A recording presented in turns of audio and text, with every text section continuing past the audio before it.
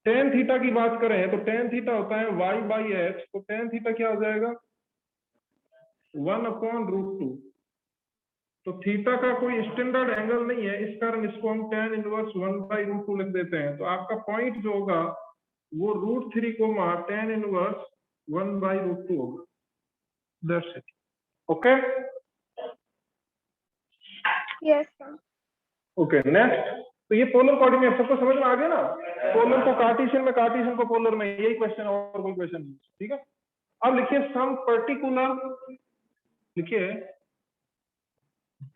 Coordinate of some particular points.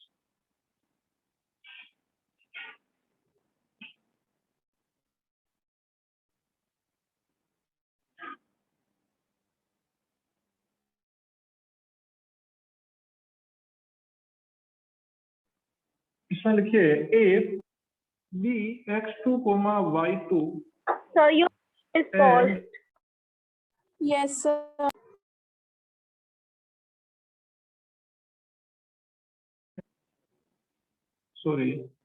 are vertices of triangle ABC, then first point आप लिखिए centroid. Centroid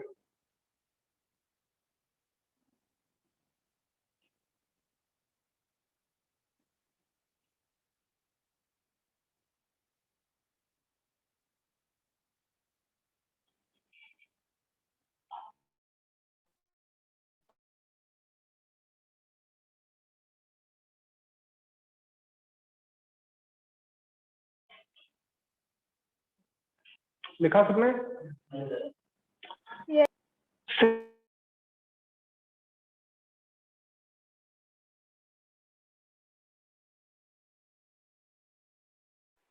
So you are not again audible.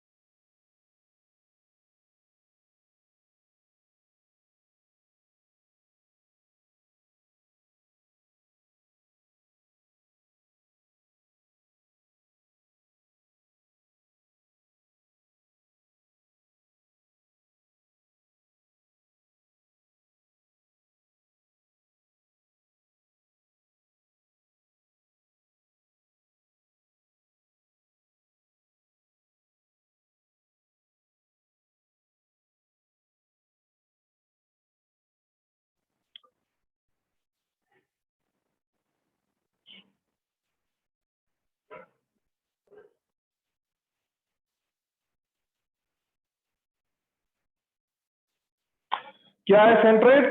It is the point of intersection of median. अब क्या होता है triangle ABC के अंदर, हम ध्यान से देखेंगे, देखिए ये आपका ए पॉइंट है x1, y1 जिसके कोऑर्डिनेट गिवन है, बी पॉइंट है x2, y2 इसके भी कोऑर्डिनेट गिवन है, और सी है x3, y3 इसके भी कोऑर्डिनेट गिवन है। आपको फाइंड करना है सेंट्रोइड। तो मीडियन क्या होती है, समझ में आया कुछ? जैसे ये एक साइड है आपके पास बीसी, हाँ तो फिर से रिपीट कर दो। देखो ये ट्राइंगल एबीसी दिख रहा है सबको? Yes, triangle sir. एबीसी, इसमें मीडियन क्या होता है, ध्यान से देखिए। मीडियन बी और सी है ना, तो इसका कोई मिड पॉइंट होगा। ये मिड पॉइंट है, लेट्स अज्यूम कि जो कि क्या है, बी और सी का पॉइंट है। तो इसको क्या करिए आप, इसको किसी वर्टेक्स से ज्वाइन कर दीजिए, तो ये एक एडी लाइन बन गई। इसी लाइन को क्या बोलते हैं, मीडियन बोलते हैं।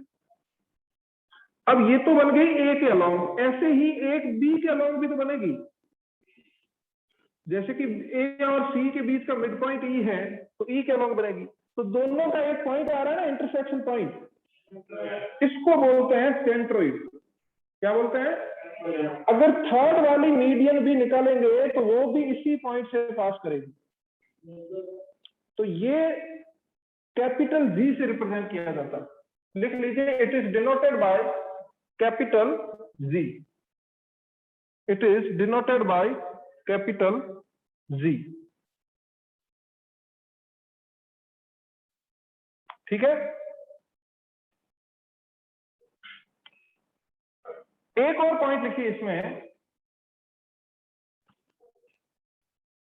लिखिए पर्टिकुलर पॉइंट। आप सब लोगों ने डेफिनेशन नोट कर लिया है? Yes, sir. Online students? Yes, sir. Yes. Okay, बनाइए। उसके बाद एक पर्टिकुलर इंपॉर्टेंट Sir, पॉइंट लिखिए। camera is off. Yes, sir. लिखिए, Sir, camera off हो गया. So mic एक भी off. Minute.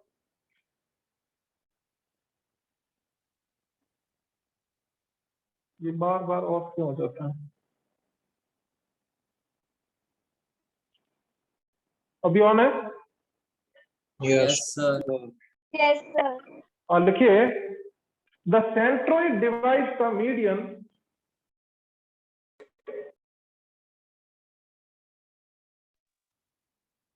centroid divides the median in the ratio 2:1.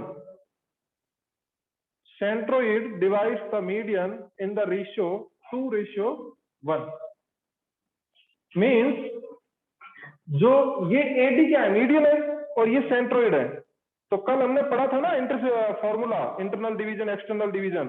तो ये जो जी है ना, वो डी को डिवाइड कर रहा है किस रेशियो में, मतलब ए जी अपॉन जी डी जो है वो क्या रेशियो में है, 2:1 रेशियो। ये प्रॉपर्टी होती है सेंट्रोइड की। यहां तक समझ में आया सबको? Centroid divides the median in the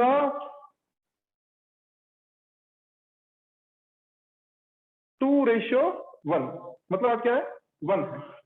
तो हमने इंटरनल डिवीजन का फॉर्मूला तो पढ़ ही रखा है। तो मुझे आप इस डी के कोऑर्डिनेट बता सकते हो क्या? क्या आएंगे डी के कोऑर्डिनेट? क्या आएंगे बताओ, कल हमने पढ़ा है सब कुछ। Sir, x1 plus x2 by 2, y1 plus y2 by... हाँ, मतलब डी क्या है एक्चुअल में, मिड पॉइंट है। तो मिड पॉइंट का फॉर्मूला कल लिखा था ना हमने, तो उसी के अकॉर्डिंग बताओ। डी के कोऑर्डिनेट आ जाएंगे x2 plus x3 by 2, y2 plus y3 by 2। समझ में आया यहाँ तक? अब Yes, डी sir. के कोऑर्डिनेट आ गए और हमें पता है कि जी जो है वो 2:1 में डिवाइड करता है। ए के कोऑर्डिनेट तो है ना हमारे पास x1, y1, और ये 2:1 है। तो आप जी के कोऑर्डिनेट फाइंड कर सकते हो या नहीं? करके दो। Yes. क्या जल्दी करो।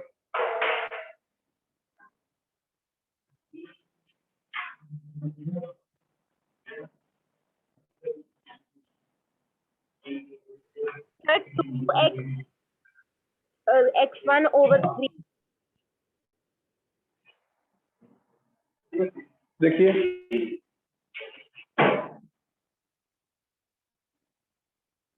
सर इसके ये है x1 plus x2 plus x3 over 3, then similarly y1 plus y2 plus y3 over 3.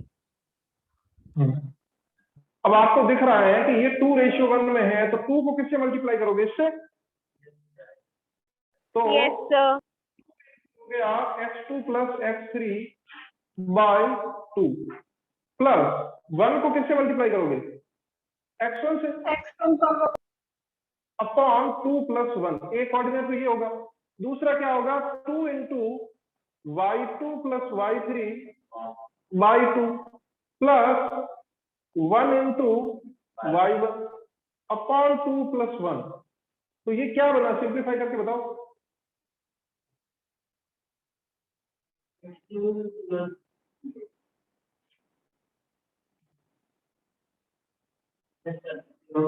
यही बना। तो Yes. ये Yes, sir.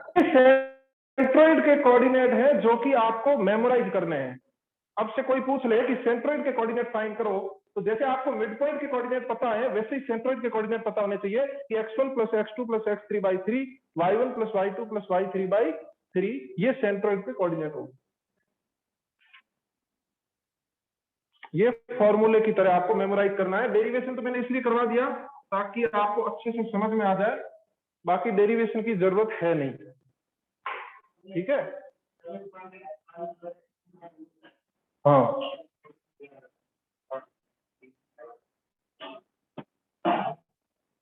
ठीक है। नेक्स्ट लिखिए, सेंट्रोइड के बाद दूसरा जो इंपॉर्टेंट पॉइंट आता है, सेंट्रोइड को हटा दो, सबने लिख लिया? Yes. आप लोगों ने लिख लिया? Yes, sir. Yes, sir.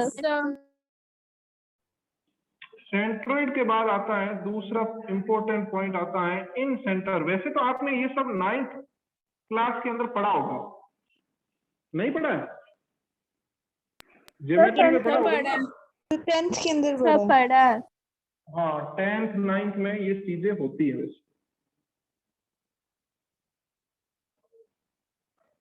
लिखिए इन सेंटर, इसकी डेफिनेशन लिखिए। डेफिनेशन आप लोग लिख लोगे या मैं यहां पे लिखूं? लिखिए, it is the point of intersection of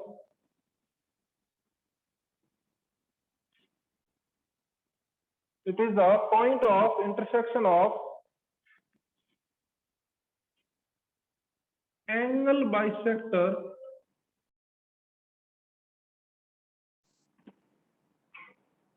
it is the point of intersection of angle bisector। अब एंगल बाइसेक्टर क्या होता है देखिए ध्यान से। ये जो ट्राइंगल है ना, a x1 y1 b x2 y2 और c x3 y3, तो ये वाला जो एंगल है ना, इसको हम कैपिटल ए से रिप्रेजेंट करते हैं। इसको किससे रिप्रेजेंट करते हैं? इसको कैपिटल सी से। समझ में आया किसी? अब ये कैपिटल ए है ना, इसको बाइसेक्ट कर दे। बाइसेक्ट करने का क्या मतलब होता है? मतलब आस कर दे इसको, तो ये वाला एंगल हो जाएगा a/2। ये क्या हो जाएगा? a/2। समझ में आया कि नहीं? तो ये लेफ्ट सज्जियों की डी पे मीट करता है, और यहां से भी वैसे ही हम बनाए अगर, तो ये क्या हो जाएगा? b/2। और सिमिलरली इस तरफ भी आपका ये तीनों एक ही पॉइंट पे मीट करते हैं, ये c/2 और c/2। तो ये क्या हो गया? ये हो गया point of intersection of angle bisectors. हुआ कि नहीं हुआ? तीनों के एंगल बाइसेक्टर थे, वो जहां पे इंटरसेक्ट कर रहे हैं वही तो पॉइंट हुआ।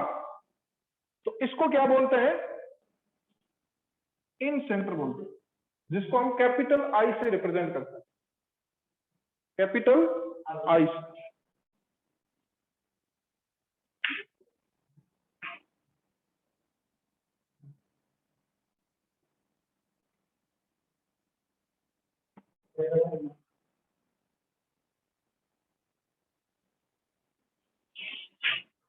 डायग्राम अच्छे से बना लो। और ट्राइंगल के अंदर कुछ चीजें स्पेशल होती हैं कि एंगल को तो हम किससे रिप्रेजेंट करते हैं? कैपिटल ए से रिप्रेजेंट करते हैं, बट साइड लेंथ जो होती है ना, उसको किससे रिप्रेजेंट करते हैं? बता सकते हो?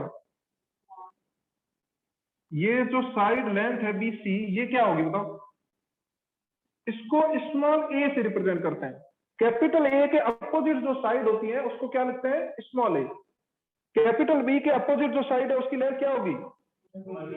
Small b. और कैपिटल सी के अपोजिट जो साइड होगी उसकी लेंथ क्या होगी, कैपिटल सॉरी स्मॉल। ये चीज समझ में आ गई? ओके। अब एक प्रॉपर्टी होती है एंगल बाइसेक्टर की, ठीक है ना, प्रॉपर्टी लिख लीजिए। वैसे तो हम डायरेक्ट फॉर्मूला लिखेंगे बट प्रॉपर्टी लिख लीजिए। ये सबने लिख लिया ना पहले, बोर्ड वाला। तो अब प्रॉपर्टी लिखिए, the angle bisector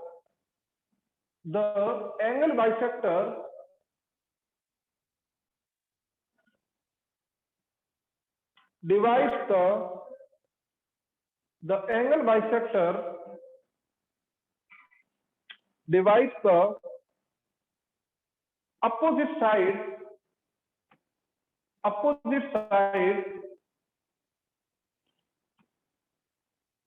in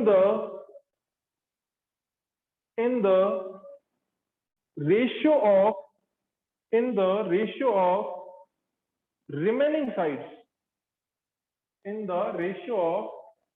remaining sides, मैं फिर से रिपीट कर रहा हूं, the angle bisector divides the opposite side in the ratio of remaining sides, देख लिया सबने? Yes, okay. तो अब देखिए, ऑनलाइन स्टूडेंट्स नोट कर लिया सबने? Yes, sir. Yes, sir. Okay. अब ये क्या बोलना चाह रहा है? ये बोलना चाह रहा है कि एंगल बाइसेक्टर, यहाँ पे एंगल बाइसेक्टर कौन सा है? कौन सा एंगल बाइसेक्टर? एडी है? Yes, sir. बोल रहा है कि एडी जो है वो अपोजिट साइड, ए के अपोजिट कौन सी साइड है? इसको डिवाइड करता है। किस रेशियो में? Ratio of remaining side. तो रिमेनिंग साइड कौन सी होगी? ए बी और एसी होगी।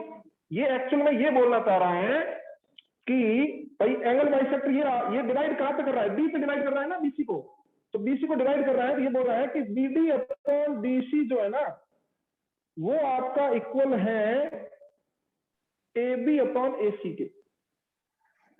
जो लिखा है हमने अभी, उसका ये मीनिंग है कि angle bisector divides the opposite side in the ratio of remaining sides. Opposite side तो डिवाइड हो रही है, बची हुई साइड कौन सी है? ये वाली है। तो इसके रेशियो में, समझ में आया? तो यहां से आप लिख सकते हैं कि बीडी अपॉन डीसी जो है वो एबी को किससे रिप्रेजेंट करते हैं? सी से, और एसी को तो सी बाई डी हो। Is it clear? Yes. तो क्या अब आप डी के कोऑर्डिनेट बता सकते हैं मुझे? आपको रेशियो मिल गया तो कोऑर्डिनेट आ सकते हैं कि नहीं? आ सकते हैं ना? Yes, बताओ sir. भाई, रेशियो क्या है? रेशियो है ये सी रेशियो बी है। सी रेशियो बी है ना, तो फाइंड करो डी का कोऑर्डिनेट। नहीं होगा? दिमाग पे ज्यादा जोर तो नहीं पड़ रहा है? जहां ज्यादा जोर पड़े बता देना मुझे। sir, dx equals to cx2 plus dx3 over b.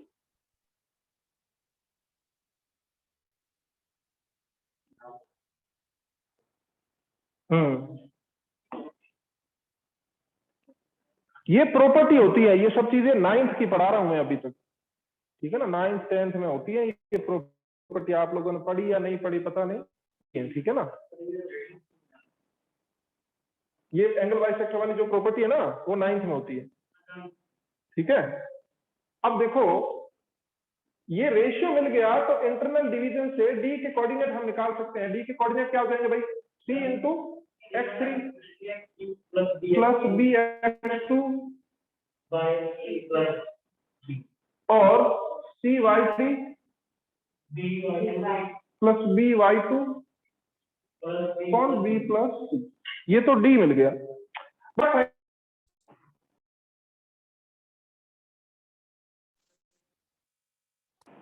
अभी तक प्रॉब्लम तो सॉर्ट आउट हुई नहीं है ना। तो आप यहाँ पे एक चीज देखेंगे, एक ट्रायंगल दिख रहा होगा आपको कुछ ऐसा, ए बी डी दिख रहा है? Yes. Yes, sir. दिख रहा है कि नहीं? इसमें ये आई है कि नहीं, है ना? Yes, sir. तो क्या मैं बोल सकता हूं कि वी आई जो है, वी आई वो एंगल बाइसेक्टर है इसका, है कि नहीं? Yes, sir. तो एंगल बाइसेक्टर जो है वो कैसे डिवाइड करता है? प्रॉपर्टी क्या है एंगल बाइसेक्टर डिवाइड करने की? Angle bisector divides opposite side in the ratio of remaining side. 1:1. मतलब एंगल बाइसेक्टर कौन सी साइड को डिवाइड कर रहा है? एबी को डिवाइड कर रहा है। किस रेशियो में डिवाइड करेगा? एबी अपॉन बीडी में। ये चीज समझ में आ रही है? तो मैं यहां से लिख सकता हूं कि ए आई अपॉन आई डी जो है वो किसके इक्वल होगा? A B upon B D.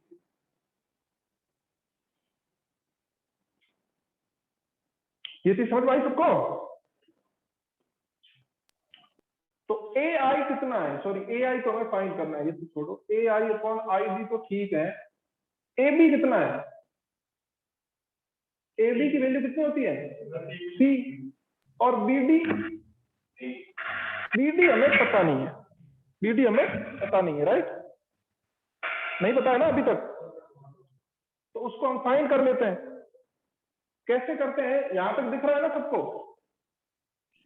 यहां पे देखो, आपने अभी अभी फाइंड किया था B D upon D C किसके इक्वल था? सी बाई बी के, था कि नहीं? तो आप बताइए डीसी अपॉन बी डी किसके इक्वल होगा? बी बाई सी के। क्या मैं ऐसा कर सकता हूं, दोनों तरफ +1 कर सकता हूं कि नहीं कर सकता? दोनों तरफ कोई चीज ऐड कर सकते हैं ना मैथ्स में। तो यहां पे एलसीएम लेंगे तो क्या बनेगा? DC plus B D upon B D equal to B plus C upon C, बनेगा कि नहीं? अब आप यहाँ पे देखो डायग्राम के अंदर बी डी प्लस किसके इक्वल है? वहां पे देखो B D plus D C किसके इक्वल हुआ? A. बी सी के इक्वल हुआ ना? ये देखो बी डी यहां तक आ गया और डी सी यहां तक आ गया, तो पूरा किसके इक्वल हुआ? बी सी के। B. तो इसको मैं लिख सकता हूँ B upon B D equal to B plus C upon C. B C किसके इक्वल होता है? ए के इक्वल होता है ना?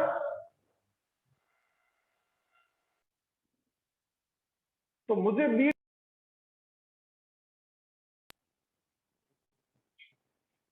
ए सी अपॉन बी प्लस सी, तो बी डी मैं यहां पे पुट कर दूं अगर, तो देखिए ये बन सी अपॉन, ऊपर चला जाएगा ना ये बी प्लस सी, तो सी से सी कैंसिल हो जाएगा, तो बी प्लस सी अपॉन क्या आ जाएगा? ए।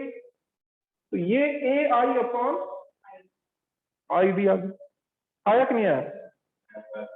मतलब ये रेशियो हमें पता चल गया कि ये रेशियो है B plus C ratio A है, और डी ये रहा, डी ये रहा ना, और ए ये रहा x1 y1। तो आप आई के कोऑर्डिनेट फाइंड कर सकते हो या नहीं? Yes, sir. समझ में आ? यहां से देखो, सीधी सी बात है, कोई ज्यादा कॉम्प्लिकेट नहीं है। हाँ, ध्यान से देखो, ये वाली प्रॉपर्टी समझ में आई है? B D upon D C equal to A B upon A C. हाँ, कर क्यों रहे हैं? हाँ, ये सही क्वेश्चन है। फॉर्मूला तो दिया होता है, बट फॉर्मूला कैसे आया वो चीज भी हमें पता होनी चाहिए, है ना? वैसे इतनी इंपॉर्टेंट नहीं है कि आपको कोई पूछेगा नहीं बोर्ड में कि इसका फॉर्मूला आप बताइए, बट हाँ क्वेश्चन जरूर पूछेगा। क्वेश्चन में क्या पूछेगा? क्वेश्चन में डायरेक्ट ये रेशियो पूछ लेगा, तो फिर प्रॉपर्टी आपको पता है तब तो आप बता सकते हो, अदरवाइज नहीं। इन सेंटर का तो फॉर्मूला डायरेक्ट आप मेमोराइज कर सकते हो, बट अगर रेशियो पूछ लिया आई का कि किस रेशियो में डिवाइड करता है, तो जब तक आपको ये सब नहीं पता है तब तक आप नहीं बता सकते। हाँ मतलब फिक्स होती है, मैंने जो प्रॉपर्टी लिखी आप फिक्स होती है, तभी तो हमने ये लिखा भाई कोई भी बाइसेक्टर जो होगा वो इसको डिवाइड करता है रिमेनिंग साइड के रेशियो में। तो भाई बी आई किस में डिवाइड करेगा, ए आई और आई डी को ए बी और बी डी में डिवाइड करेगा, रेशियो ऑफ रिमेनिंग साइड में। तो यही लिखा है हमने, ए बी सी के इक्वल होता है, बी डी हमें पता नहीं है। अब बी डी फाइंड करने के लिए ये सारी रामायण है, जो वहां पे लिखा है ना B D upon D C equal to C by B, इसको हमने रिवर्स कर दिया तो बी बाई सी बन गया, फिर +1 किया और एलसीएम लिया, तो ये बना है DC plus BD. DC plus BD वहां से ट्राइंगल से देखोगे ना तो वो बीसी के इक्वल है कि नहीं, तो बीसी लिख दिया, और बीसी किसके इक्वल होता है, ए के। तो यहां से बीडी हमारा ये आ गया, और बीडी की वैल्यू यहाँ पे पुट करी तो बी प्लस सी अपॉन ए आ गया। तो बी प्लस सी आ गया, तो ये रेशियो आ गया, रेशियो आ गया तो अब इसके कोऑर्डिनेट पता है, इसके कोऑर्डिनेट पता है, तो इसकी कोऑर्डिनेट फाइंड कर सकते हैं ना जब रेशियो पता है हमें। तो जो कोऑर्डिनेट आएंगे वो मैं डायरेक्ट लिख रहा हूं, आप फाइंड कर लेना। अब वो कोऑर्डिनेट है, लिखिए ax1 plus bx2 plus cx3 upon a plus b plus c, फिर आएगा ay1 plus by2 plus cy3 upon a plus b plus c। ये आपके इन सेंटर के कोऑर्डिनेट हैं, इनको आप अच्छे से मेमोराइज कर लीजिए। ओके, अब भी कोई डाउट है तो बताओ जरा, अभी तो ऑनलाइन चल रहा है।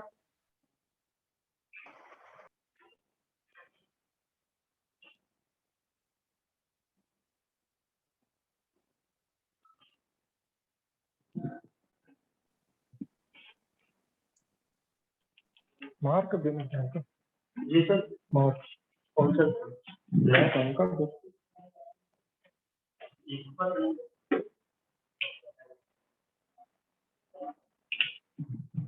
ये दो और एक पानी की बोतल दे दीजिए, ठंडी है क्या, ठंडी है।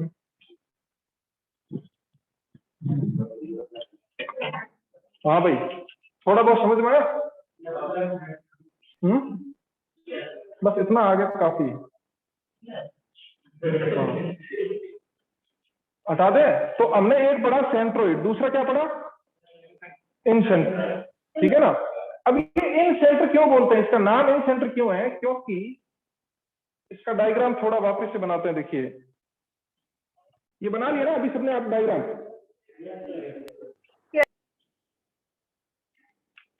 तो देखिए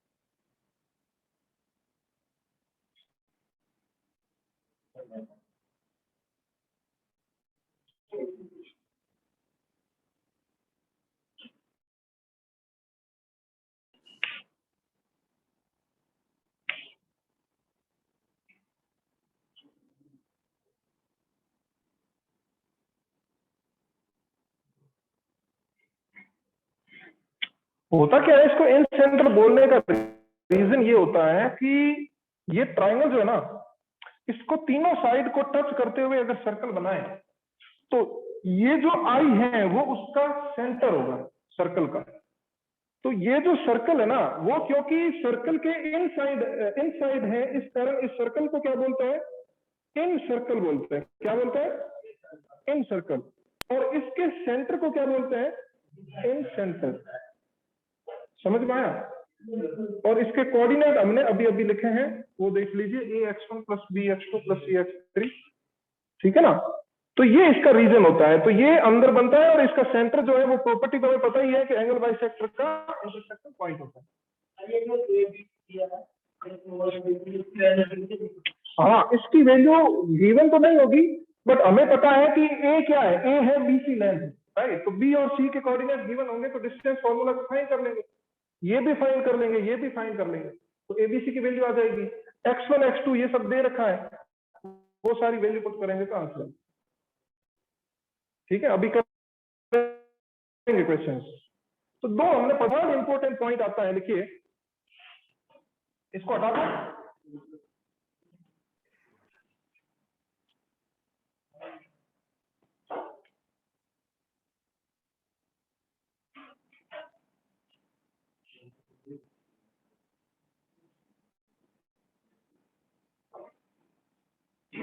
सर्कम सेंटर,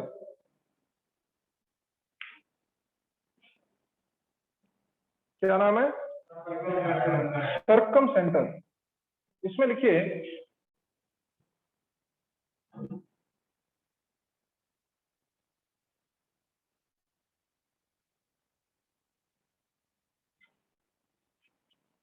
देखिए, it is the point of,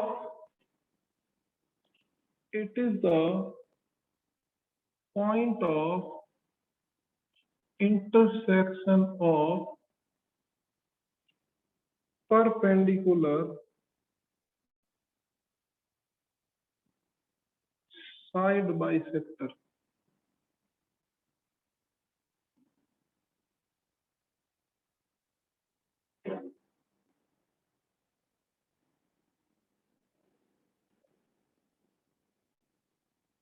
It is the point of intersection of perpendicular side bisector. क्या इसका मीनिंग है एक्चुअल में? साइड बाइसेक्टर से आप क्या समझते हो?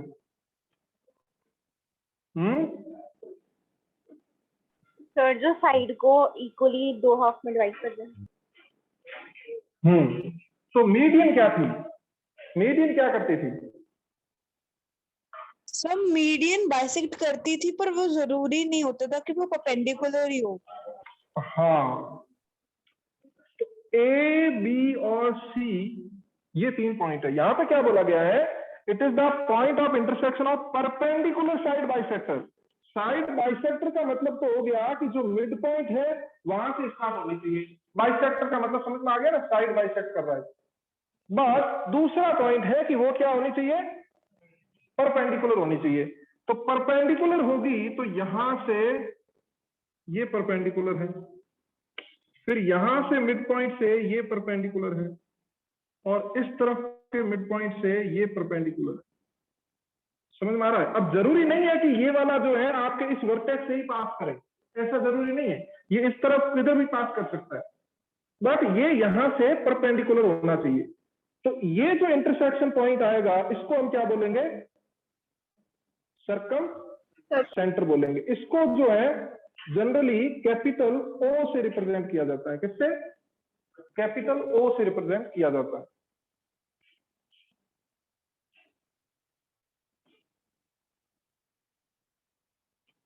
अब इसको सर्कम सेंटर इसलिए बोलते हैं क्योंकि आपको पता होगा कि जो सर्कल के तीनों वर्टेक्स से पास होने वाला सर्कल होता है उसको हम क्या बोलते हैं? सर्कम सर्कल बोलते हैं। क्या बोलते हैं? इस सर्कल को बोलते हैं सर्कम सर्कल। तो इसका जो सेंटर होगा उसको क्या बोल देंगे? सर्कल सेंटर बोल देंगे। ठीक है ना? और अब देखिए, मुझे बता सकते हो कि ये डिस्टेंस क्या होगी?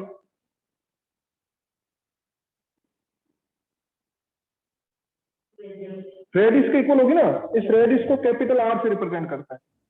और ये वाली डिस्टेंस क्या होगी?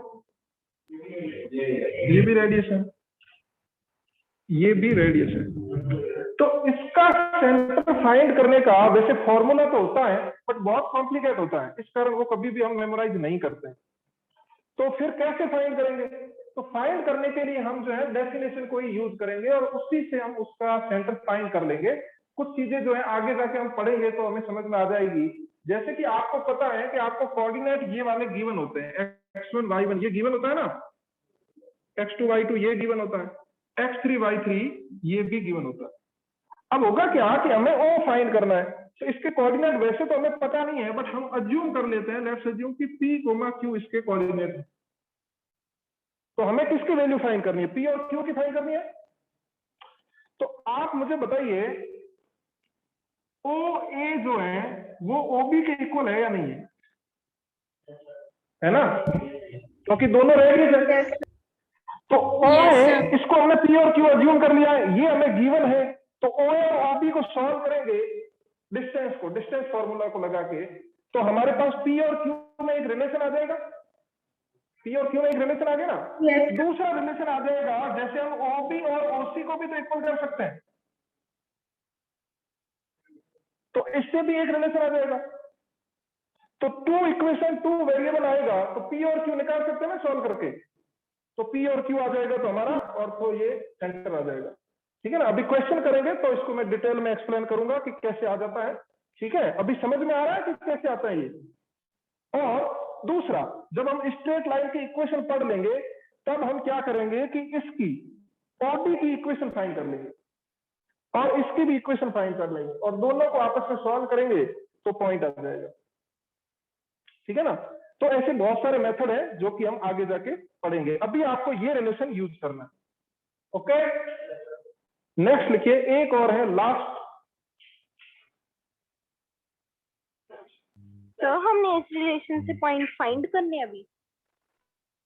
हाँ,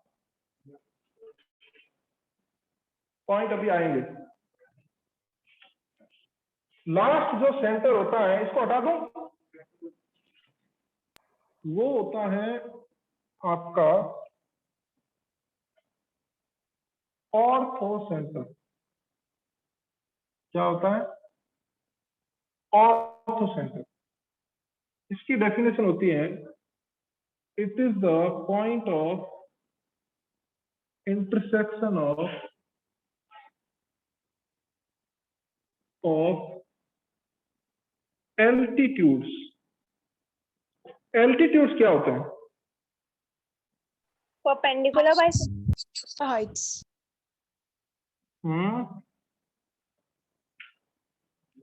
एल्टीट्यूड्स के लिए लिख लीजिए perpendicular on the side from opposite vertex. देखिए, आपके पास ये ट्रायंगल है ए बी सी।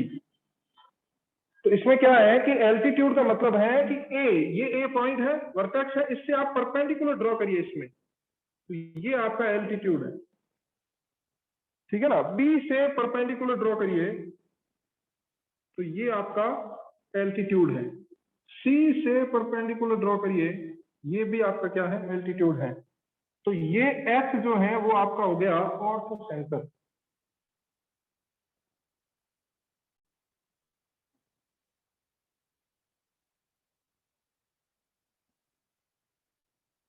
समझ में आ गया? इसका भी फॉर्मूला होता है, बस बहुत कॉम्प्लिकेट होता है, तो हम इसको जो है अभी फाइंड नहीं करेंगे। जब हम स्ट्रेट लाइन की इक्वेशन पढ़ लेंगे ना, तो ये एडी की इक्वेशन आ जाएगी, बीई की इक्वेशन आ जाएगी, सी एफ की इक्वेशन आ जाएगी। तो कोई भी दो इक्वेशन को सॉल्व करेंगे ना, तो हमारे पास जो है एच के कोऑर्डिनेट मिल जाएंगे। क्वेश्चन के अकॉर्डिंग हम इसको देखेंगे। ठीक है? ओके, यहां तक ठीक है सबको? यस डायग्राम बना लिया? Yes, sir. अब कुछ इंपॉर्टेंट पॉइंट लिखिए। इंपॉर्टेंट पॉइंट लिखो। इंपॉर्टेंट पॉइंट लिखो सब लोग।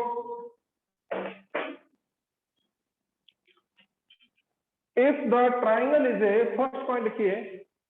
सब लोग नोट कर रहे हो ना?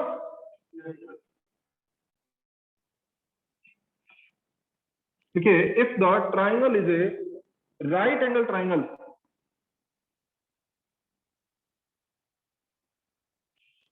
if the triangle is a right angle triangle, then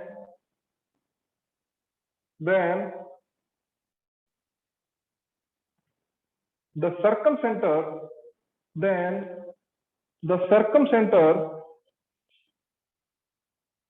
is the midpoint of hypotenuse, यही आपका सर्कम सेंटर हो जाएगा। मतलब सर्कम सेंटर जो है ना वो क्या हो जाएगा, अगर ट्राइंगल राइट एंगल है, आप पहले आपको चेक करना पड़ेगा, अगर ट्राइंगल राइट एंगल है तो आप बोल सकते हो कि हाइपोटेन्यूस जो है ना उसका मिड पॉइंट ही क्या बन जाता है, सर्कम सेंटर बन जाता है। तो आपको ज्यादा कैलकुलेशन करने की जरूरत नहीं पड़ेगी, जो कि हमने बोला है, सिर्फ ट्राइंगल अगर राइट एंगल है तो डायरेक्ट फॉर्मूला आपको मिल जाएगा।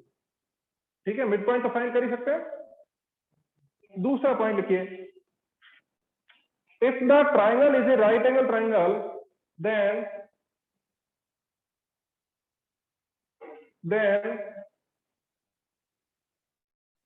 orthocenter is the point, then the orthocenter is the point where right angle formed, right angle formed Sir, right means जो angle और वर्टेक्स होगा ना, मतलब राइट एंगल वर्टेक्स जो होगा, जैसे ए पे राइट एंगल बन रहा है ना, तो ये ए जो है वही आपका क्या बनेगा, ऑर्थोसेंटर बनेगा। तो राइट एंगल ट्राइंगल के बारे में तो हम बहुत स्पेसिफाई हैं कि भाई मिड पॉइंट होगा वो सर्कम सेंटर हो जाएगा और जो राइट एंगल होगा वही ऑर्थोसेंटर हो जाएगा। ठीक है ना, तो जनरली क्या है कि क्वेश्चन जो है राइट एंगल ट्राइंगल के अकॉर्डिंग ही पूछे जाते हैं कंपटीशन में। तो अगर आप चेक नहीं करते हो राइट एंगल है या नहीं, फिर तो आप कैलकुलेशन करने लग जाते हो इतनी सारी। अगर चेक कर लिया तो 2 मिनट में आंसर आ जाएगा। ठीक है ना, नेक्स्ट लिखिए,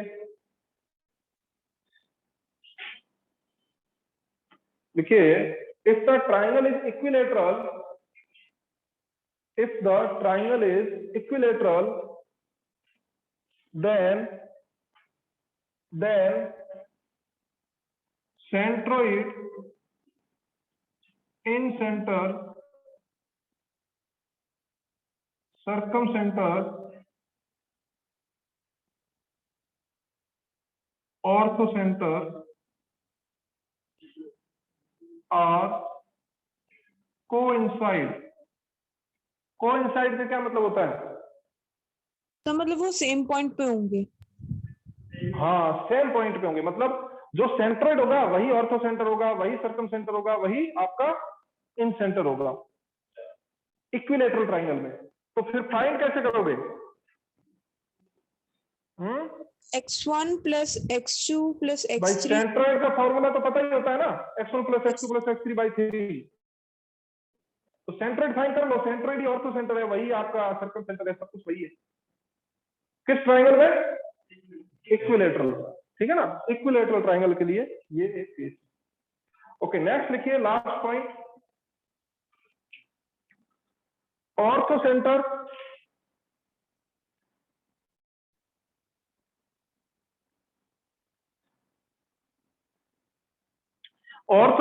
centroid and circum centre, orthocenter, centroid and circumcenter are always collinear,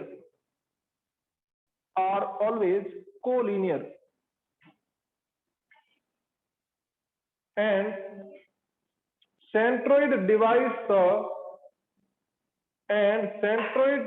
the line joining, and the centroid divides the line joining orthocenter and circumcenter in the ratio 2:1। Means ये property ये बोलना चाह रही है कि ऑर्थोसेंटर, सेंट्रोइड और सर्कमसेंटर ये तीनों हमेशा एक ही लाइन में आते हैं, मतलब कोलिनियर होते हैं ये। और दूसरी प्रॉपर्टी ये होती है कि सेंट्रोइड जो होता है ना, इन दोनों को 2:1 में डिवाइड कर। तो अगर आपको H और O पता है तो G फाइंड कर सकते हो ना 2:1 में। तो वैसे ये प्रॉपर्टी कहीं ना कहीं आप यूज कर सकते हो। ये प्रॉपर्टीज थी इनकी, ये 3-4 हमने पर्टिकुलर पॉइंट्स पढ़े, ये आपके लिए बहुत इंपॉर्टेंट पॉइंट्स है। ठीक है ना, ये सिर्फ यहाँ पे नहीं है स्ट्रेट लाइन के लिए कि जरूरी नहीं है, ये आपको पूछते जाएंगे, हर एक चैप्टर के अंदर आता रहेगा कि ये ऑर्थो सेंटर, ये सेंट्रोइड है, ठीक है ना। तो आपको पता होना चाहिए कि एक्चुअल में होता क्या है, ठीक है।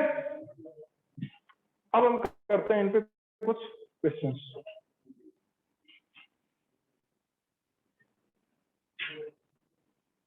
लिखिए,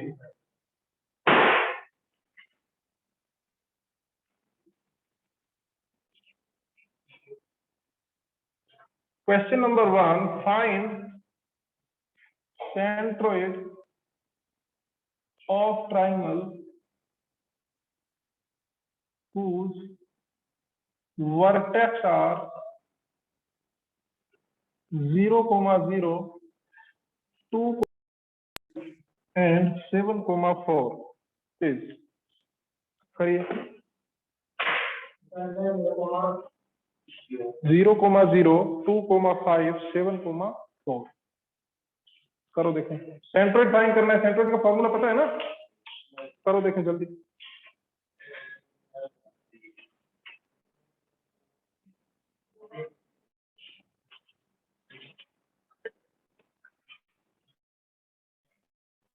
थ्री कॉमा थ्री। So 3, 3,3।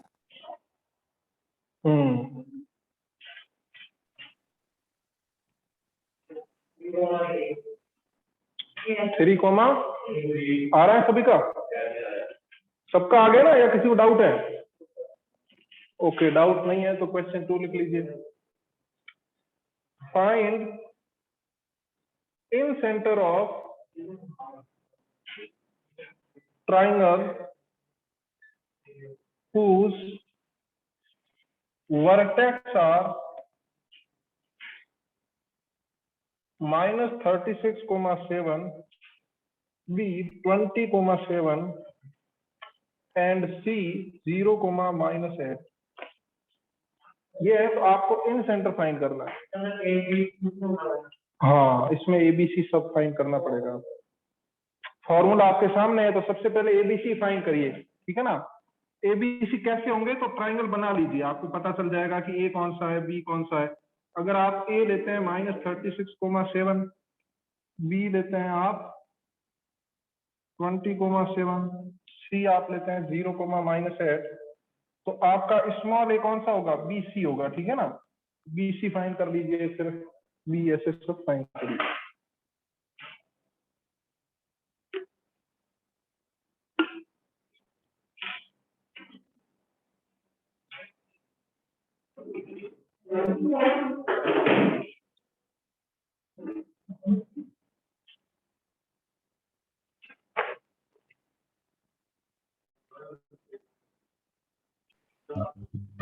ये भी हमारा XY कोऑर्डिनेट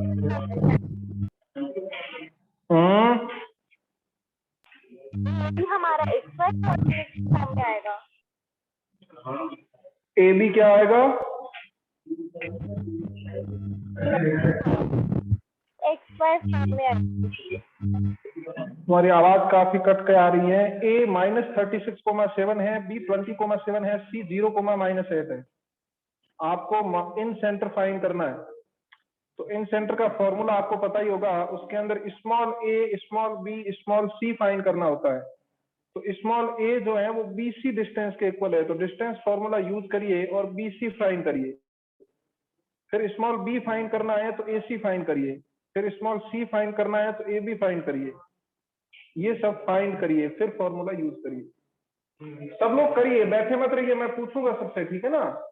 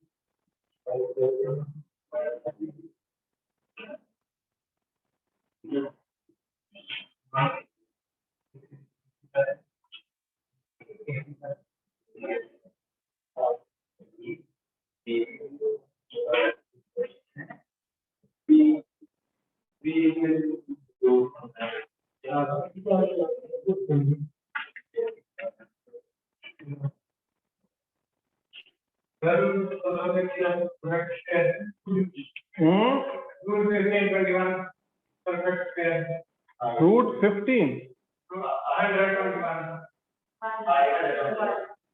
किसमें आ रहा है ये?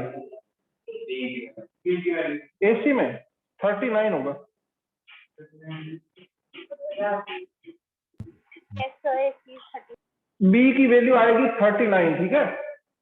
ए की वैल्यू क्या आ रही है? 25 और 25.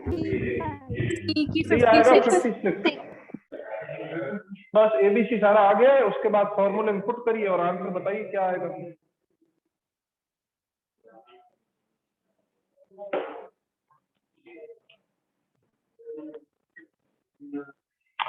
देखिए ये फाइंड करोगे ना बी सी, तो ए की वैल्यू कितनी आ जाएगी? 25 आ जाएगी। और एसी, एसी कितना आएगा? 39 आ जाएगा। और बी ए ये 56 आ जाएगा, ठीक है। तो अब आप फॉर्मूला अप्लाई करते हैं, लेट्स अज्यूम हम फॉर्मूला अप्लाई करते हैं। तो ए x1, तो ए कितना है? 25, x1 क्या है? -36 plus B 39 into x2 20 plus C कितना है? 0 इंटू 56 अपॉन 25 प्लस 56 प्लस 39। ये तो हो गया एक्स कोऑर्डिनेट। वाई कोऑर्डिनेट अगर फाइंड करेंगे तो आ जाएगा 25 into 7 plus 7 into 39 plus 56 into -8 upon 25 plus 56 plus 39। ये आप सॉल्व कर लीजिए, सिंप्लीफाई करके बताइए आंसर क्या आएगा। In center का x coordinate. क्या आ रहा है coordinate? Sir, x coordinate. -10 0। X coordinate क्या आया बताओ? -10। -10। -10 आ रहा है। कैलकुलेट करो। हाँ ये आएगा आपका -1, 0। ये पूरा 0 बन जाएगा। ऊपर देखो न्यूमरेटर जो है ना, कैलकुलेट करोगे तो 0 बन जाएगा।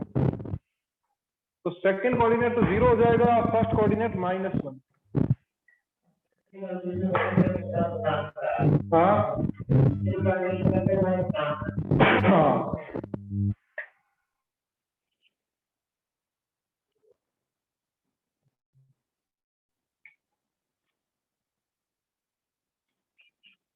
हो गया। तो इस टाइप के कुछ क्वेश्चंस आपको करने होते हैं। अब आप लोग मुझे बताइए, आप लोगों के पास बुक कौन सी है? और रेफरेंस बुक के लिए कुछ है? नहीं है। तो आप ऐसा करिए, एक बुक परचेज कर लीजिए, प्राइम की आती है 11th की बुक, या तो वो परचेज कर सकते हैं या आप कर सकते हैं आर डी शर्मा। आपने आर डी शर्मा तो 10th में सॉल्व करी होगी, तो आर डी शर्मा 11th की भी आती है। नहीं करी है तो आप प्राइम वाली बुक ये परचेज कर लीजिए, ठीक है ना। ठीक है, इसकी जो है ना आपको एक्सरसाइज सॉल्व करनी है। फर्स्ट वाली एक्सरसाइज जो स्ट्रेट लाइन चैप्टर है उसकी फर्स्ट सेकेंड अब एक्सरसाइज आप सॉल्व कर सकते हैं, ठीक है ना। एनसीईआरटी के अंदर क्या हो रखा है कि एक्सरसाइज जो दे रखी है ना, वो बहुत सारा कुछ पढ़ने के बाद पूरी एक्सरसाइज आप सॉल्व कर पाओगे। एक ही एक्सरसाइज दे रखी है, अभी आप उसकी एक्सरसाइज सॉल्व नहीं कर पाओगे, ठीक है ना। इस कारण से आपको ये बुक्स जो है वो हेल्प करेगी। इसमें से कोई एक बुक आप परचेज कर लीजिए। वैसे मैं एक एक्सरसाइज की सीपीपी आपको ग्रुप में भेजूंगा, उसको भी आप देख सकते हैं, ठीक है ना। तो ये आप कर लीजिए, ये सब सॉल्व करते रहिए, ठीक है। और ऑनलाइन जो स्टूडेंट है वो ऑफलाइन आने में इंटरेस्टेड है या नहीं? ऑनलाइन